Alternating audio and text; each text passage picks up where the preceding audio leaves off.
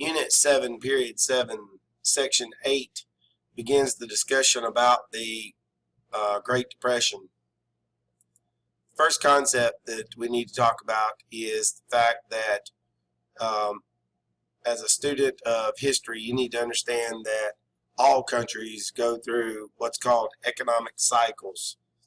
And I like this chart because it shows you the history of the gross domestic product of the United States since before the Civil War. And gross domestic product stands for, if you were to put a dollar value on every product produced or service produced by the American economy in a year's time, that would be the gross domestic product. And you can see at different points in American history what they call the peaks and the troughs of our economy.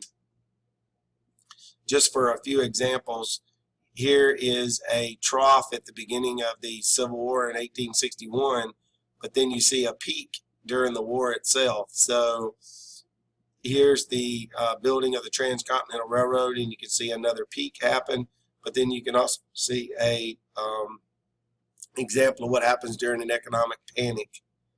Other periods of note, here you can see the time period that we're talking about here, from the beginning of World War I until the end of World War I.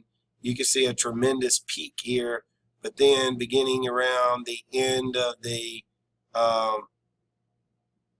around 1924, the end of 1924, you can start to see the economy go down. In fact, 1929, you can see the stock market crash. And then down here in this unit, we'll talk about Roosevelt's election, Franklin Delano Roosevelt's election. And you can see that probably more than any time in American history, the United States had hit rock bottom. As stated earlier, the stock market crashed on October 29th, 1929, and this became known as a Black Tuesday.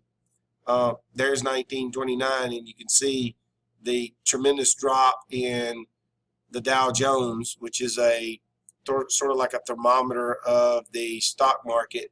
You can see how it dropped pretty much in a 2 or 3 day period. It dropped that low. Of course, that's not going to be the bottom.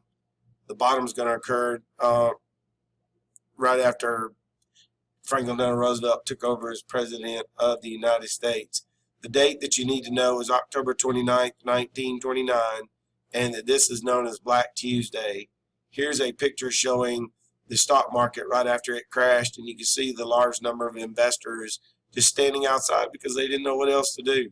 I mean, they're in shock. Here again shows Wall Street, and again, all the investors are just milling around because they don't know what to do, because stock prices had lost 90% of their value in a 24-hour period. So again, this is just the price, showing the price of stocks, and this is 1929, and you can see just what happened to the stock market between 1929 and 1932. This concludes Unit 7, Period 7, Section 8, Economic Cycles and the Black Tuesday, the date the stock market crashed.